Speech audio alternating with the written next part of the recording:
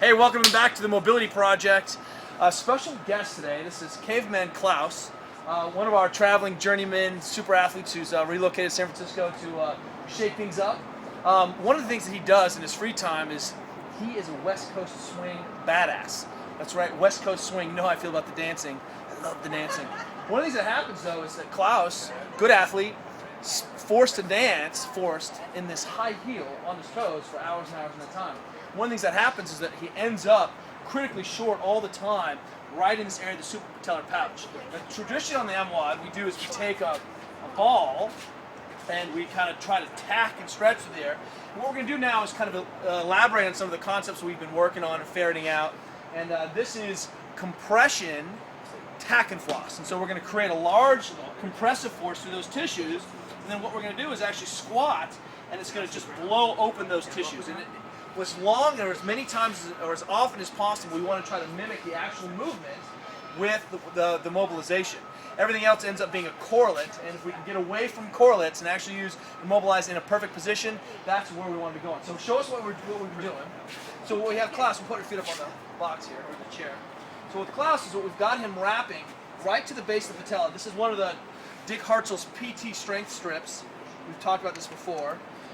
And I want him kind of, if he can get a little bit closer to the patella, great. He locks it over. And then he's going from the inside out, trying to just open up those tissues, thinking that it's, as the knee comes in, that's where this tends to get tight, so we don't want to wrap this way or wrapping this way. But you can explore either way.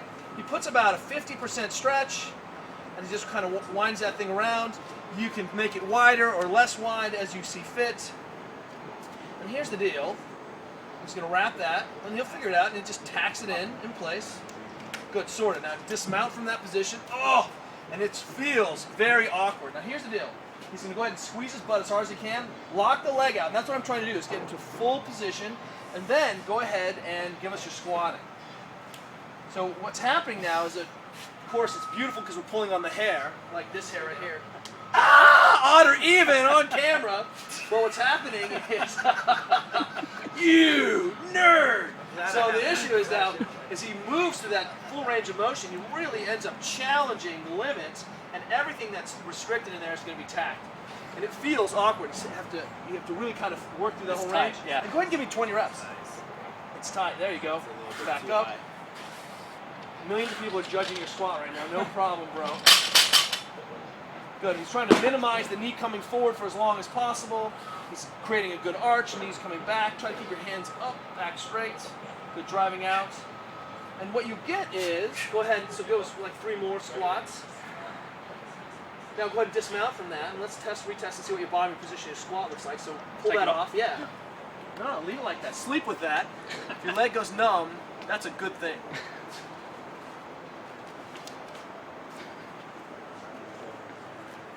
The more important piece is the retest after. So go ahead and squat, and we'll have a subjective feeling, and we'll see if we can see any change. What does that feel like to you now? Feels great. In what way? Prove it to us. On my right, definitely feels a lot better than the left now. Turn and face the camera and see if we can see a difference. Now what you notice is that when the leg is short in the front of the quad, remember that only the rectus femoris goes from knee to hip.